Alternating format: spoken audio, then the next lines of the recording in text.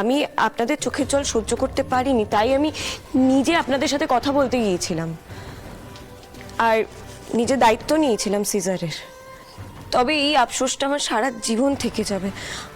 আমি যে চাইলেও আপনাদের সন্তানকে ফিরিয়ে দিতে পারবো না। যদি পারেন ক্ষমা করে দেবেন। আপনারা ইনভেস্টিগেশন করুন, আমরা কোঅপারেট করব। আর হ্যাঁ, ওই কেতকী মাকে কিন্তু ছাড়বেন না। আপনারা যে প্রশ্নের উত্তর খুঁজছেন ওনার কাছেই পাবেন। চলি তাহলে।